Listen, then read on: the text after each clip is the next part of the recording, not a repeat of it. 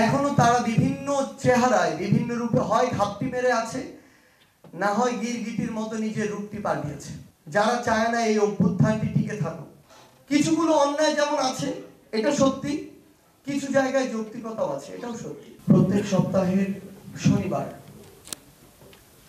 আমরা আমাদের শহীদ পরিবার যারা রয়েছেন তাদের সামনে গিয়ে দাঁড়াই, এবং তাদের সামনে গিয়ে যখন দাঁড়াই তখন আমাদের একটি জিনিসই মনে হয়, এই মুহূর্তে এই বাংলাদেশের রাষ্ট্র কাঠামো পরিচালনায় যারা দায়িত্ব পালন করছেন তাদেরও প্রত্যেক সপ্তাহে অন্তত একদিন এই শহীদ পরিবারের পাশে, শহীদ পরিবারের সামনে 30 মিনিটের জন্য হলেও দাঁড়ানো উচিত।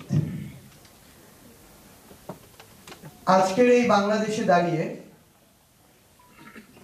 যখন আমাদের শুনতে হয় যে সেই কালপ্রিট গুলো, সেই নরপিশাচ গুলো, তাদের দোসর গুলো যখন এই প্রশ্ন তোলে, এই কথা বলে যে স্নিগ্ধ আর মুগ্ধ একই ব্যক্তি, তখন আমাদের মনে হয় যে যেই নরপিশাচরা এত বড় হত্যাযজ্ঞটি ঘটিয়েছে তাদেরকে প্রত্যেক দিন আমার ওই শহীদ পরিবারের সামনে দাঁড় করিয়ে দেওয়া উচিত। যারা বিগত 16 বছরে এই সুবিধা ভোগী ছিল, এখনো তারা বিভিন্ন চেহারায় বিভিন্ন রূপে হয় ঘাপটি মেরে আছে, না হয় গিরগিটির মতো নিজের রূপটি পাল্টিয়েছে। এবং সবচেয়ে বড় যে সমস্যাটি হচ্ছে, আমরা বিভিন্ন সিস্টেমে যখন যাই এই রাষ্ট্র কাঠামোর যৌক্তিক বিভিন্ন দাবি নিয়ে, তখন দেখি ওই মানুষগুলো এখনো তাদের জায়গা থেকে বিভিন্ন এক্সকিউজ দেখায়, অবহেলা দেখায়। আমরা আমাদের শহীদ পরিবারের, আমাদের আহত যোদ্ধাদের ফাইল নিয়ে যখন সচিবালয়ে যাই, তখনও এক টেবিল থেকে আরেক টেবিলের ফাইলটি যাওয়ার জন্য আমাদের টেবিলের সামনে দাঁড়াতে হয়। এখনো এমন অনেক রয়েছে এই পুরো রাষ্ট্র কাঠামোতে যারা চায় না এই অভ্যুত্থানটি টিকে থাকুক। আমি শতভাগ নিশ্চিত আজকে আমার সামনে আপনারা যারা দাঁড়িয়ে রয়েছেন, এই অভ্যুত্থান না হলে আপনাদের অধিকাংশই আজকে এখানে থাকতেন না। এবং আপনারা বিগত 16 বছরে বিভিন্ন ভাবে বিভিন্ন জায়গায় আপনাদের যোগ্যতা থাকা সত্ত্বেও অন্যায়ের শিকার হয়েছে।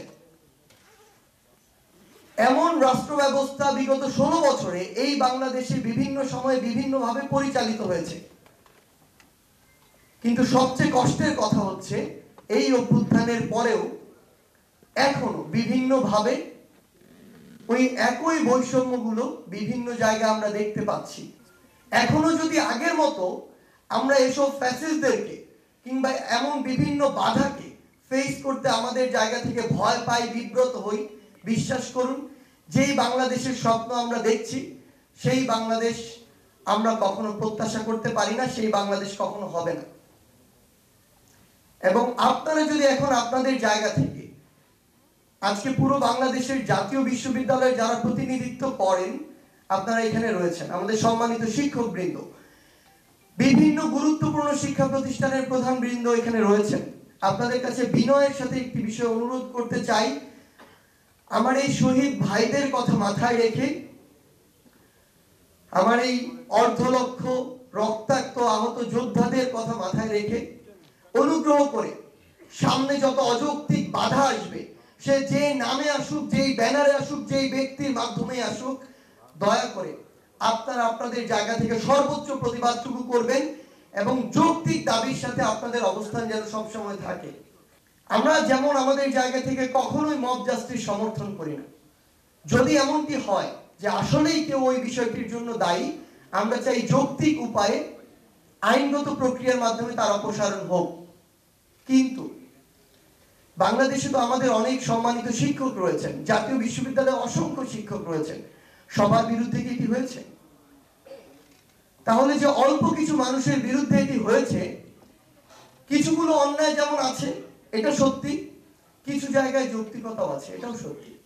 আমরা তো খোঁজ নিয়ে দেখেছি।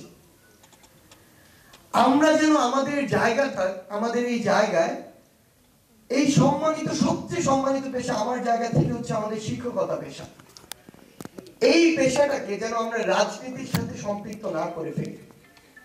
আমরা যেন শিক্ষকতার আগে একজন রাজনীতিবিদ হয়ে না উঠি।